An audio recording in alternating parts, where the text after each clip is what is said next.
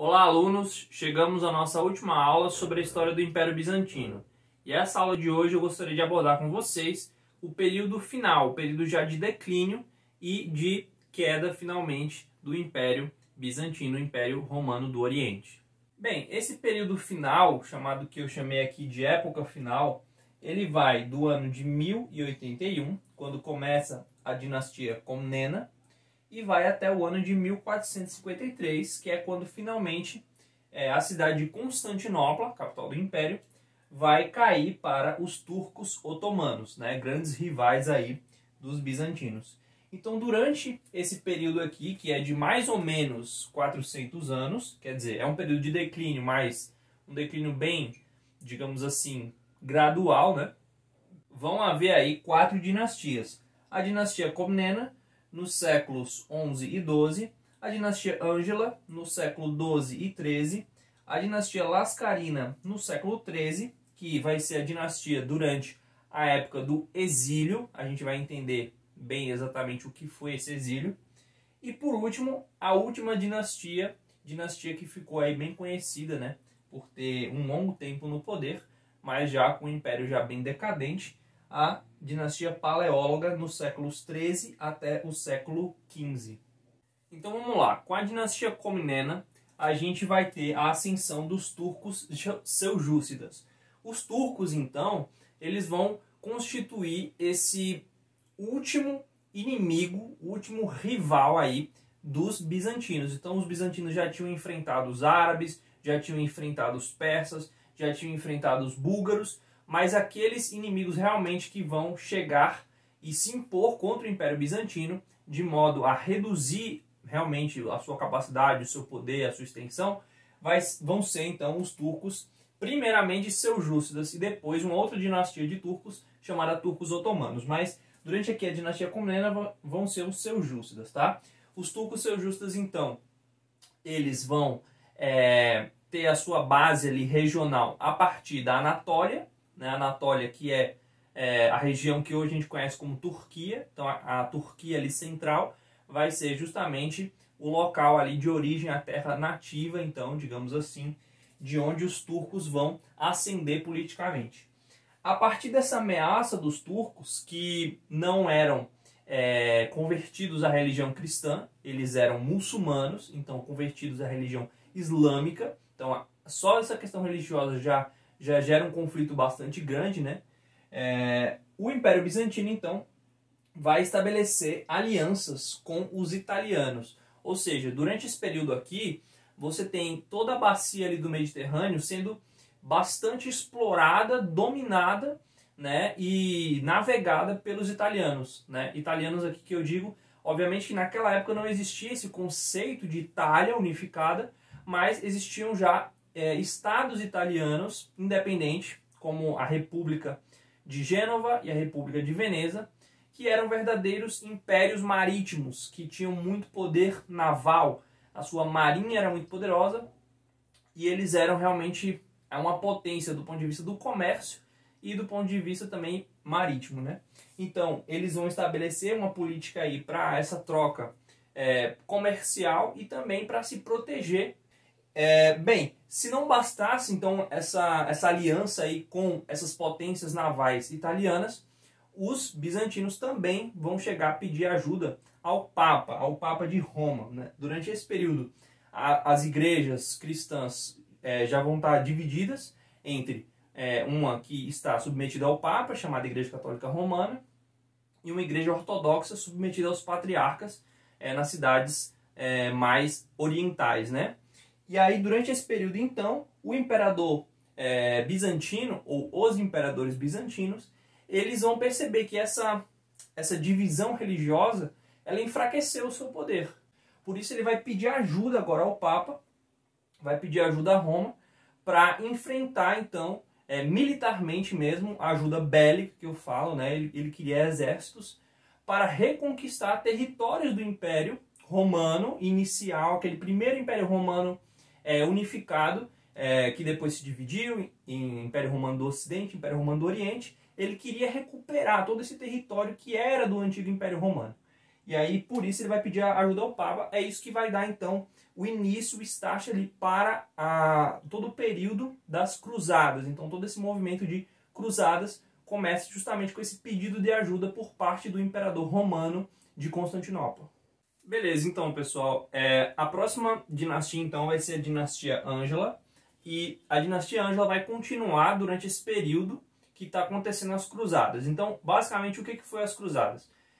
O Papa ele vai convocar a nobreza germânica, ocidental, europeia, para tentar salvar, então agora, para tentar recuperar territórios que haviam sido perdidos para os árabes, para os muçulmanos, para aqueles que agora romperam ali a hegemonia do Império Romano Bizantino, certo?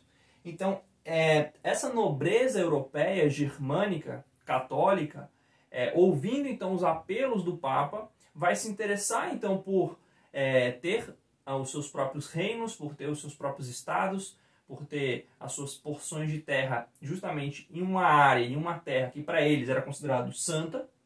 Então, eles vão se dirigir para regiões orientais que, na mentalidade católica medieval, imaginava-se como regiões santas, sagradas. Então, a cidade de Antioquia, a cidade de Jerusalém, né? Toda aquela região da Palestina, da Fenícia, a região da Síria, era considerado como sagrada justamente porque foi ali que surgiu o cristianismo, os apóstolos, tal, as primeiras evangelizações. Então, eles vão, então, atender esse apelo do Papa para ir lá guerrear, para lutar mesmo em nome de uma recuperação de terras, mas também em nome da fé, porque eles acreditavam que a fé muçulmana ela era errada, né? E que eles deveriam restabelecer o seu poder sobre lugares que não deveriam estar na mão de pessoas que não tinham a fé cristã. Então eles vão partir então, para fazer essas cruzadas no Oriente Médio, e lá eles vão criar vários estados, que eu estou chamando aqui de estados cruzados na Terra Santa, né? E esses vários estados vão ser reinos, condados, principados, né? Então, esses estados cruzados vão ser, eu gostaria de destacar aqui 5 para vocês, que resume bem, né? O condado de Edessa, que é mais na região da Síria, Principado de Antioquia, também Síria, Síria ali já fazendo divisa já com a Turquia, Edessa mais para dentro do continente, mais perto do que hoje seria o Iraque, Antioquia já é uma cidade que está atualmente dentro da Turquia, mas ali é norte da Síria. Essa região, tanto de Edessa quanto de Antioquia, é uma região que vai ter muitos cristãos da Armênia, cristãos armênios, que vão ter fugido para essa região aqui, de Antioquia, de Edessa, justamente fugindo dos turcos. Então os turcos seljúcidas, eles foram inimigos da cristandade oriental, e os armênios, que eram cristãos, então fugiram para esses condados, esse principado aqui, que eram cristãos, né? Foram fundados por reis cristãos, então eles corriam então para se refugiar nessas regiões, com medo dos turcos. Também vai ser fundado o Reino de Jerusalém, aí já bem ali na parte central mesmo da Palestina. O Condado de Trípoli, que é mais costeiro, né? Mais ali na região da Fenícia. E o Reino de Chipre. Chipre, para quem não sabe, é uma ilhazinha, uma ilha que fica ao sul da atual Turquia, que também vai ser conquistado por esses cruzados. Cruzados que tinham um poder bélico mais forte do ponto de vista terrestre, porém que eram ajudados, eram auxiliados pelos estados italianos, pelas repúblicas italianas, que faziam todo a ajuda ali naval para que eles pudessem então chegar lá. Então, para que vocês possam entender, esses cruzados eles vão ser da Europa Central, tá? Eles vão ser ali mais ou menos do que a gente conhece como a França, como a Alemanha, a Bélgica, a Holanda, Suíça, Inglaterra. Então é mais Europa Central. E aí os italianos ajudam a parte naval, que é a parte de deslocamento e tudo, para que eles possam lá guerrear. Então o que vai acontecer com a dinastia Ângela, ou melhor, durante o período da dinastia Ângela, que vai encerrar brutalmente essa dinastia, e que os imperadores bizantinos agora vão estar em uma situação de exílio. Então vai ser um capítulo muito importante aqui para a história bizantina. vai ser a Quarta Cruzada. Por quê? Como eu falei para vocês, os cristãos já estavam divididos. Os católicos eram um lado e os ortodoxos o outro. Então já não havia mais uma perfeita irmandade entre os cristãos. E quando começa então a questão das cruzadas, seriam os católicos meio que ajudando os ortodoxos, mas quando eles recuperam essas terras, eles não simplesmente dão para o imperador bizantino, mas eles ficam para eles. Então eles se tornam os soberanos daqueles estados que eles conquistaram e eles se dizem então vassalos do imperador, né?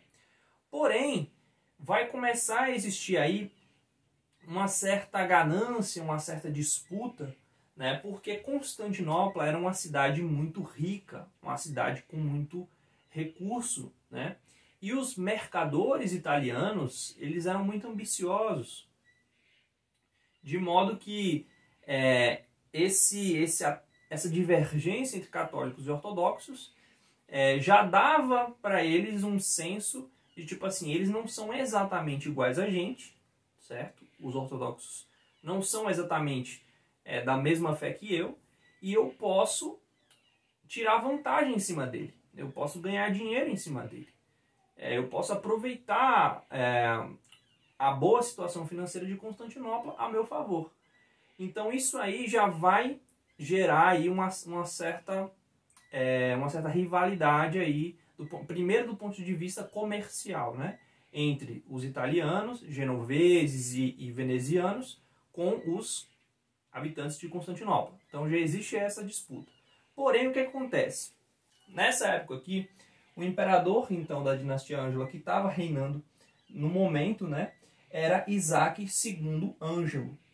Porém, vai haver um golpe de Estado aqui. E aí, Aleixo III, também, que se intitula também com esse sobrenome da família Ângela, ele vai cegar Isaac II, ele vai furar os olhos de Isaac II e ele vai se declarar imperador. Ele dá um golpe de Estado aí querendo, digamos assim, usurpar o poder. E o que acontece? O filho dele, Aleixo, o filho de Isaac II Ângelo, né? Aleixo IV, então ele fica exilado. O Aleixo IV, ele busca a ajuda dos cruzados durante a Quarta Cruzada. Então a Quarta Cruzada, ela tinha um destino da Terra Santa, porém ela foi desviada propositadamente para a cidade de Constantinopla, capital do Império, justamente para atender aqui a demanda desse rapaz, desse sucessor.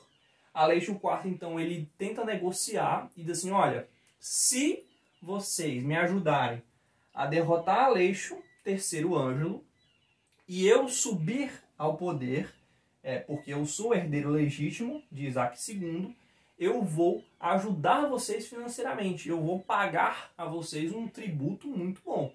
E isso já fez os italianos, né, os comerciantes italianos, já ficarem de olhos bem abertos, pensaram, a gente tá afim aí dessa grana. Então já plantaram ali uma vontade ali de conseguir esse dinheiro, então vamos lá, vamos ajudar esse cara. E eles foram realmente atrás de restabelecer essa família aqui no poder, em detrimento do Aleixo III. Então os cruzados, eles desembarcam lá em Constantinopla, eles lutam contra a força de Aleixo III, vencem Aleixo III, né? Vencem Aleixo III e restitui Aleixo IV Ângelo no poder. Porém, o que acontece? Aleixo IV não consegue pagar esse dinheiro. Ele não tinha esse recurso todo que ele prometeu. Ele tentou negociar, mas ele viu realmente que não ia ter condições financeiras de pagar todo esse valor ia sair muito dispendioso, e ele resolve meio que dar um calote. Ele não quer mais pagar o que ele havia estipulado, porque ele viu que não ia ter condição. A partir desse momento, Aleixo IV perde o apoio dos cruzados. Ele perde o apoio dos latinos por não cumprir a sua parte no apoio. E a própria população de Constantinopla, sabendo que o imperador Aleixo IV iria favorecer monetariamente, financeiramente os italianos, totalmente perdeu o respeito para com o imperador. E aí Aleixo IV ele perde então a sua honra, digamos assim, ele perde o seu prestígio tanto para os italianos, porque ele não paga esse valor para os cruzados, e tanto para os bizantinos, que pensaram, poxa, o cara ia, né, doar metade do nosso tesouro aí, assim, tô chutando um número aleatório, mas assim, ia passar uma quantidade absurda de dinheiro para os outros caras. Então esse imperador aí tá louco, ele ia falir o nosso império. E aí Aleixo IV ele perde todos os seus apoiadores, tanto do lado bizantino quanto do lado italiano, né? E aí vem então Aleixo V Ducas e toma o poder de Aleixo aqui IV. Então Aleixo V, mais uma vez agora, dá novamente um outro golpe de estado e se coloca como imperador. Porém, os cruzados não deixaram barato. Os cruzados foram lá e executaram Aleixo V. Executaram ele e disseram, ó, a partir de agora acabou aqui a brincadeira, esse império agora vai ser nosso. Então eles dominam o Império Bizantino e eles exiliam, eles colocam para exílio mesmo a nobreza bizantina. E a partir desse momento o Império Bizantino ele tem uma pausa, ele tem um momento de exílio, ele é cortado, como se realmente tivesse deixado de existir. Porém, essa nobreza posteriormente vai continuar sobrevivendo até eles conseguirem, depois de todo uma dinastia, recuperar então Constantinopla, que aí vai ser, no caso, a dinastia seguinte, a época que eles estão agora exilados, e o Império Bizantino agora não é mais Império Bizantino, agora é um Império Latino, que passa a ser dominado pelos cruzados. Constantinopla passa a ser governada pelos latinos. A próxima dinastia, então, vai ser a dinastia Lascarina. E durante esse período, então, de exílio, a nobreza bizantina de Constantinopla ela vai se dispersar e vão ser fundados agora 3 impérios, 3 estados sucessores do Império Bizantino, que todos eles se diziam legítimos sucessores do Império Bizantino e tentavam aumentar o seu território, expandir o seu território para, digamos assim, recuperar o seu império anterior, que era o Império Bizantino. Os 3 tinham sido fundados pela nobreza exilada. Porém, a dinastia Lascarina em si, ela vai ser a dinastia que governou então o Império de Nicéia. Como o Império de Nicéia foi o que conseguiu recuperar Constantinopla, então a gente vai tratar dele como sendo esse principal estado sucessor que depois restaurou o Império Bizantino. O Despotado do Épiro ele vai ficar mais na parte europeia, né? O Despotado do Épiro ele vai ficar no que hoje a gente conhece como Grécia. E o Império de Nicéia ele ainda vai ficar ali dentro do que hoje a gente conhece como Turquia. Então o Império de Nicéia ele vai ser o Império Oriental, vai ficar na parte oriental do Império. E a partir de então ele vai conseguir recuperar Constantinopla. Por fim, então, pessoal, a última dinastia, que foi a dinastia que conseguiu reinar após a restauração do Império Bizantino, foi a dinastia Paleóloga. Então, essa dinastia ficou no poder entre os anos 1261 e os anos 1453. Um dos primeiros acontecimentos, uma das primeiras medidas que aconteceu aí durante o reinado da dinastia Paleóloga foi o Segundo Concílio de Lyon, em 1274. Nesse concílio, que foi um concílio católico romano, ou seja, um concílio da Igreja Ocidental, o imperador bizantino ele demonstrou interesse, tanto ele quanto o patriarca de Constantinopla, demonstraram interesse aí em tentar reunificar a igreja cristã, né, católica, que havia se separado, se divorciado aí entre Oriente e Ocidente, né, no Grande Cisma, em 1054. Então agora eles vão fazer uma tentativa de reunir essa igreja. Porém, os fiéis em si não se viam mais como participando da mesma fé, não entendiam mais que era a mesma religião, então eles não validaram essa tentativa, tá? E mais ou menos 25 anos depois, por volta do ano 1300 agora, a gente vai ter a ascensão de uma nova dinastia turca, agora mais forte, mais poderosa, mais organizada, que vai ser os turcos otomanos, né? Então os turcos otomanos também, digamos assim, começam a sua ascensão a partir da Anatólia, que é a atual Turquia, né, centro ali da Turquia. Eles vão expandir o seu poder, expandir o seu império, né, já na esteira ali da rivalidade que existia desde os turcos seljúcidas contra os bizantinos, e os bizantinos que já estavam muito enfraquecidos depois de uma época de exílio, depois dessa tentativa de reunião, mas que não deu certo, eles agora começam realmente a estar numa situação bem de desvantagem e acabaram ao longo do tempo perdendo cada vez mais força e perdendo a sua capacidade de resistência, né? Os turcos otomanos, com toda a sua expansão, com todo o seu vigor ali bélico, né, eles começam a invadir a própria Europa. O Império Bizantino era uma espécie de estado que bloqueava a expansão muçulmana para o leste europeu, ou seja, quando os árabes e os persas e os turcos chegavam até as fronteiras do Império Bizantino, eles não conseguiam ultrapassar, era como que uma muralha ali, né? Um estado que bloqueava esse avanço muçulmano para dentro da Europa do leste, né? O leste europeu, a Europa oriental. Porém, com todo esse enfraquecimento agora do Império Bizantino, então finalmente os turcos otomanos agora eles vão conseguir invadir, né, o leste europeu através da Grécia. E naquela época ali existia um império que era o Império Sérvio. Então o Império Sérvio ele vai ser derrotado pelos turcos. Esse Império Sérvio era o Império Cristão eslavo que havia, digamos assim, se consolidado bem ali à sombra do Império Bizantino, né, copiando a política do Império Bizantino, justamente porque os eslavos eles vinham de uma tradição mais tribal e aí eles vão assimilando a civilização bizantina, a civilização romana oriental, para eles poderem agora se organizar enquanto também império, para eles também copiarem esse modelo imperial. Mas aí vêm os turcos otomanos e derrotam os sérvios. Então, eles que poderiam ser uma espécie de aliado dos bizantinos, agora são derrotados, e aí os bizantinos se veem mais uma vez cercados, porque tanto orientalmente quanto agora no ocidente você tem um inimigo. Então o inimigo ele está nas duas extremidades do império. Ele está na Europa e ele está na Ásia. Ele agora começa a apertar o Império Bizantino dos dois lados. Ele vai comendo o império, né, apertando ele e vai reduzindo ele até ele chegar realmente no seu limite. Vai haver então um novo concílio agora, novamente com os católicos, o concílio de Ferrara-Florença.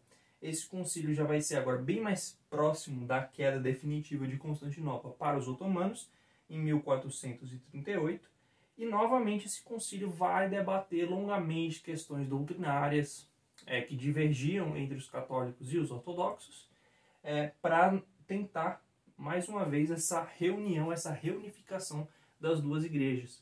E o imperador Paleólogo, né, ele era altamente favorável a essa reunião, essa reunificação, porque ele via que somente através do apoio de Roma ele poderia salvar seu império. Então as últimas esperanças do imperador era que essa reunião, essa reunificação pudesse fazer com que as potências europeias, agora os estados nacionais europeus que estavam se desenvolvendo no Ocidente, olhassem com misericórdia, com clemência e ajudassem os bizantinos. Porém, os impérios e as nações europeias ocidentais, elas agora começaram a resolver os seus próprios problemas, a cuidar das suas demandas internas e deixaram o Império Bizantino de lado, né?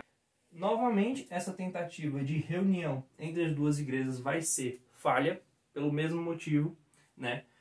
Por mais que os bispos assinassem ali formalmente no papel de que as igrejas elas estavam normalmente em comunhão, que não havia mais separação, não havia mais divisão, quando os cristãos ortodoxos da base da população mesmo, os fiéis ali, né, os leigos, tomaram conhecimento de que estava sendo feitas muitas concessões do ponto de vista doutrinário, ou seja, que os ortodoxos estavam praticamente assinando que estavam errados, né, doutrinariamente, para aceitarem as doutrinas católicas romanas. Então eles disseram, olha, isso aí para a gente não valida, mesmo que o patriarca, o alto clero seja favorável a isso, mas a gente não aceita de nenhuma forma, isso aí não nos representa. E aí continuou com essa mentalidade de não queremos Roma, não queremos a união com Roma. Isso, infelizmente, vai culminar então com a queda do Império Romano Oriental. Em 1453, os turcos finalmente, né, com Mehmed II, o Conquistador, né, tomam Constantinopla. Até nessa época surgiu uma frase dizendo: nós preferimos o turbante do sultão do que a mitra do papa. Então é até cômico, né, se não fosse trágico, essa ideia agora que surgiu de que nós preferimos ser dominados por uma nação diferente da nossa, ser dominados por uma religião diferente da nossa, mas não queremos nos unir doutrinariamente com os romanos, que a gente considera que estão errados, e a gente não quer se submeter ao Papa em questão de fé de maneira nenhuma. Bem, pessoal, por hoje é isso. Espero que vocês tenham entendido um pouco aí sobre o que foi a história do Império Bizantino. É claro que, como é uma história muito longa, não deu para abordar tudo em minúcias, em detalhes, mas eu acredito que tudo que foi gravado aqui é suficiente para vocês entenderem bastante esse lado oriental. Então, se vocês tiverem alguma dúvida, alguma sugestão, deixe nos comentários. Deixe o seu like se você gostou e mande esse vídeo para os seus amigos, para aqueles que estão estudando também esse tema, que você sabe que vão tirar proveito, tá bom? Um abraço e até a próxima.